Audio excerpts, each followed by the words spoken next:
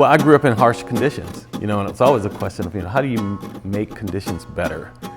But not just for yourself. I was raised in rural Alabama, about 45 miles or so from Tuskegee. And big family. There were 12 of us kids, and I was number 8 from the top. So I had the experience of, being the baby for, some years, and being the middle child for some years, and being the older caretaker of my younger siblings. So I've been, that's kind of the life of a middle child of a big family. And that probably had some impact on how I operate in the world.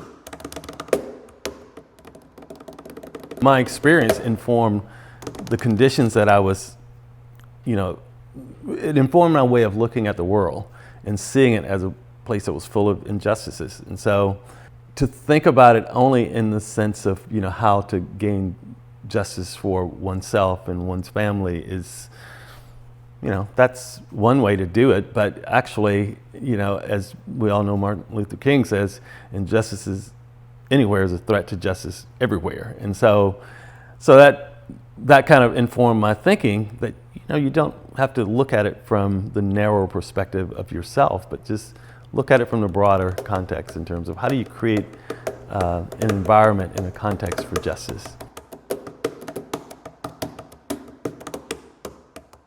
I received a call from Jeff Van Hanken, who was on the 1921 Tulsa Race Massacre Commission.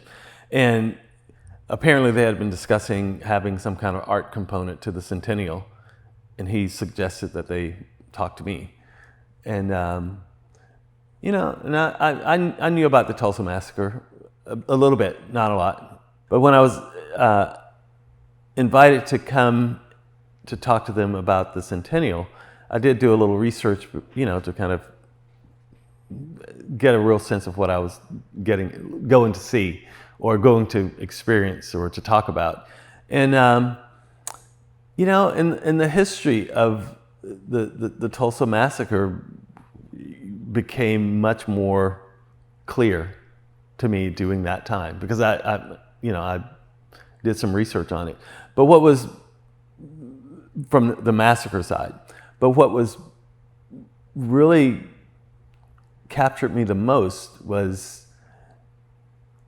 seeing the 3-story building on the corner of Greenwood and Archer, and looking at the top, and it had 1922. And that piqued my interest, because I was like, well, if everything was burned down in 1921, why is this building saying 1922?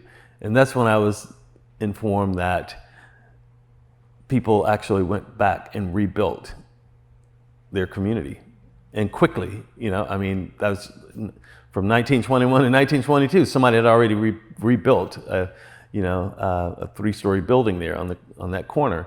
And so that was the thing that really, captured my soul, was, this notion of the resilience of the people of Tulsa that experienced this horrific tragedy, and they came back. They came back. To me, it exemplified a kind of courage. It exemplified a sense of creativity, entrepreneurial spirit, and all of that stuff. And that's the thing that really, that captured me.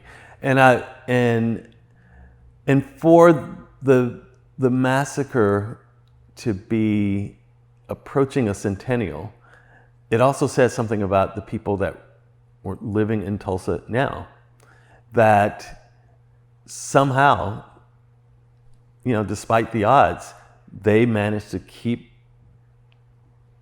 that history alive to the 100-year mark, to the centennial mark, because there are many other places that have had similar kinds of fates, but the history somehow it just eventually kind of fades.